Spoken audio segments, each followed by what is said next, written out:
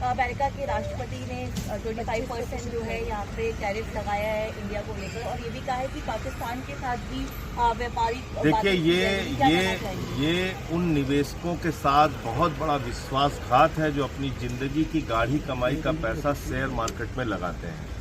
800 अंक अभी तक शेयर मार्केट गिर चुका है। तो मुझे लगता है कि लाखों करोड़ रुपए हिंदुस्तानियों का डूब रहा है प्रधानमंत्री जी की गलत नीतियों की वजह से।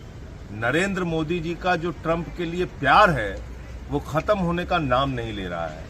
अब वो बेवफा निकल गया, वो तो कह रहा है हम पाकिस्तान से प्यार करते हैं। तो ट्रंप को पाकिस्तान से प्यार हो गया है और वो क्या कह रहा है, दबाव बना रहा है, कह रहा है आप रसिया से तेल खरीदना बंद कीजिए, जो हमारा परंपरागत मित्र है, जिसने हमारा यूएन में वीटो इस्तेमाल करके 6 बार साथ दिया, जिसने हमारा युद्ध की स्थिति में साथ दिया, जो हमें सस्ता तेल उपलब्ध कराता है।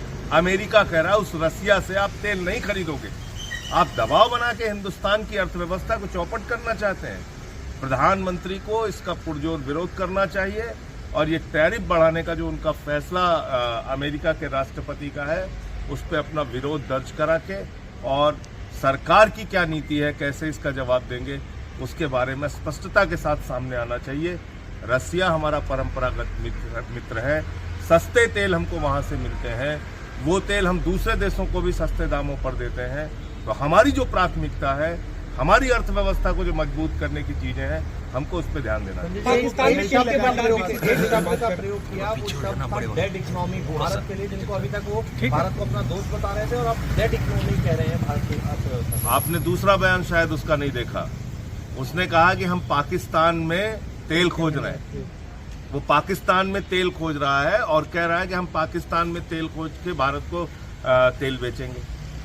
तो आप समझिए ना कितनी खतरनाक योजना है ट्रंप की भारत को लेकर। तो इसलिए मैं कह रहा हूं ये वक्त है कि आप सामने आइए और इन सारी चीजों पर आगे आपकी क्या सोच है, भविष्य की क्या रणनीति है, कैसे देश की अर्थव्यवस्था को बचाने के लिए आप कदम उठाएंगे, इसके बारे में मोदी सरकार को पूरी स्पष्टता के साथ और नीति के साथ सामने आना है। सावरकोट परियोजना बना रही है केंद्र सरकार, जो टेंडर जारी किए गए हैं उस पर कहा जा रहा है कि जो पानी पाकिस्तान को जाता है तो अब भारत के बड़े बड़े शहरों में आएगा तो पाकिस्तान पर भी असर पड़ेगा।